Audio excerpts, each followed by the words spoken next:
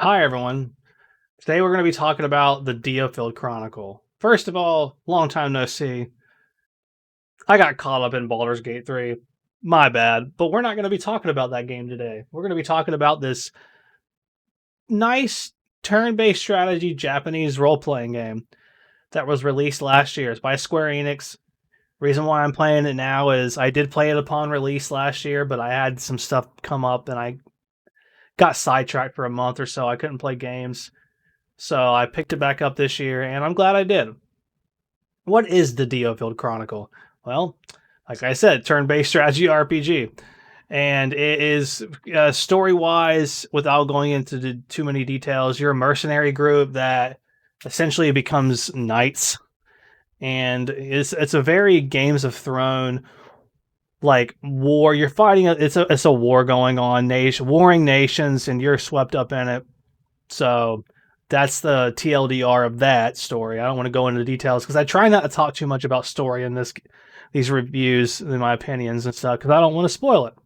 So you spend a lot of time in this game in this hub that you currently see me in right now.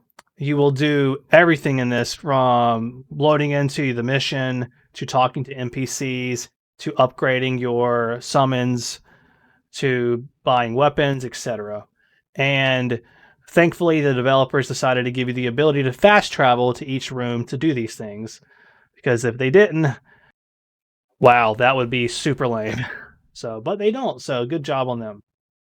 So, as far as the gameplay goes for this, because that's what a lot of people really look forward to in these strategy RPGs, I'll go ahead and tell you right now, there is not a lot of variety in the DioField Chronicle.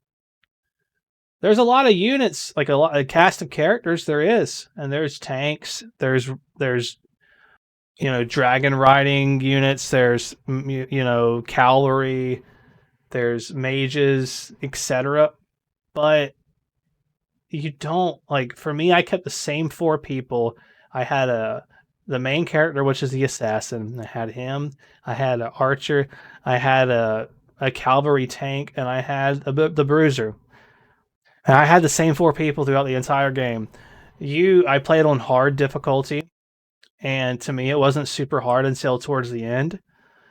You don't really need to utilize a ton of strategy in this game, unfortunately, which is kind of the whole, you know, to me, like shining thing for strategy RPGs is to get into implore different like ways to dispatch enemies. You like having variety of missions. This game, you are almost always having the same four objectives, 3 to 4 objectives. Kill everybody. Don't let anybody die. You know, pick up the treasure, which is almost always the same treasure, and do it in a certain amount of time.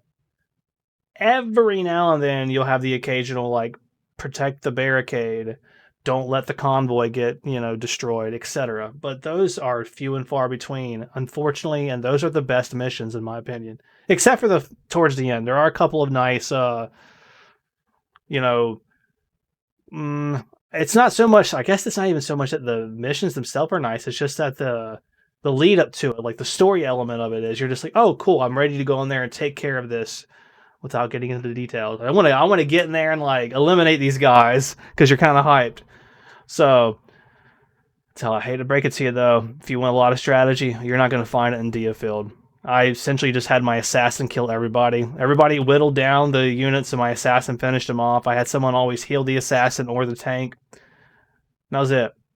You can like attack from behind and get more damage. You can interrupt the ability's channel. The enemy's ability to channel their skills, which is very important because if you get hit with a lot of these skills, you can really wipe your party pretty easily, especially later on. At least on hard difficulty. I'm not sure on normal or easy.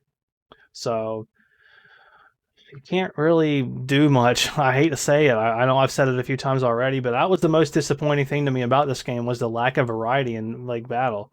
Like it just got 2 hours of playing this game in a row. That's fine, but any more than that, you start to get bored, especially later on. It just gets exhausting, just doing the same few abilities. I guess I could have swapped out my units for other ones, but sorcery seemed pretty weak. There was no need to. I just didn't feel like it was. Like in I hate to bring up other games, I'm sorry, but in Final Fantasy Tactics, you had a good time switching between units. You like to see the different. Everything kind of seemed like it had its own place. And here, other things just seemed weaker than what I had for whatever reason. Like there's a new game plus in this, in DioField. I don't have a reason to go back and do new game plus because the side quests are pretty boring. I'll be honest. There's only a couple of them that are not boring.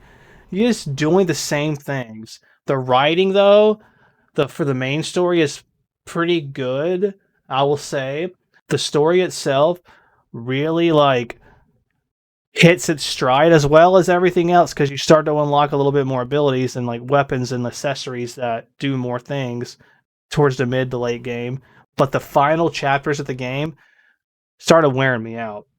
So the game was kind of a roller coaster for me. Started out slow, really picked up steam, then kind of I was ready for it to be over until the very end. So the game did deliver on its ending. I felt like it was a little bit of a surprise. So good on them for that. Because I was getting worried that the ending was really going to make me upset. Like this was kind of a waste of time because that's the direction it was going, unfortunately. But then it didn't do that, so that's good for them because I really was leaning towards like a lower score than what I ended up giving it. So if you're looking for like a JRPG strategy game with like nice 2D art with the occasional like cinematic that looks pretty gnarly, get it. The summons are nice. Like Bahamut, for instance, I used it most of the time. Kind of stuck with the same strategy on the summons too because you upgrade them. You spend a lot of money into upgrading them, and I didn't want to power up the other ones because Bahamut just seems so broken. So I just used that. But I did try a few of the other ones. Still kept using Bahamut though. But the actual like cinematic for the summons is gnarly. You can speed up time too, so you can't skip it, but you can speed up through it so that way if you get sick and tired of watching it for the same 20 times, you can get through that. Some of the later on abilities you get do have also nice cinematics, little small cinematics with them too.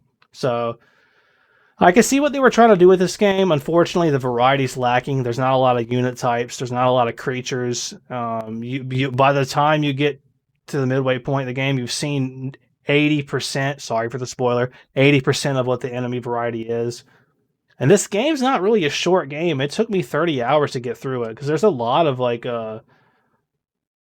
didn't die a lot, but there's just a lot of missions really for what it is. Now, if you skip the side quests, some of them you don't have to do. You might get. They do allow you to replay missions and still get XP, so you might be all right. But I feel like if you don't do most of the side quests early on, you're going to be underleveled. So maybe that's why I didn't have a hard time with it because I did everything. But with that being said, my score for DioField Chronicle is 7. Was going to be much higher, but then it lowered because of the way it was started trending towards the end, just the repetitiveness of it. But still, 30 hours. I had overall a decent time with the game. Now it's been out for a year almost. Probably could find it on a pretty good sale. So if that's the case, get the game. You'll probably have a good time. Just don't play for 10 hours straight. So that's it. I could have talked about this a lot longer, but I don't want to spend 20 minutes on the DioField Chronicle talking about it. Because I spent a lot of time on the actual game playing it. So, but that is my thoughts, my opinion, my review of the DioField Chronicle. 7 out of 10 for a JRPG strategy game. That's not horrible, and it's a new. I'm almost positive this is a new IP.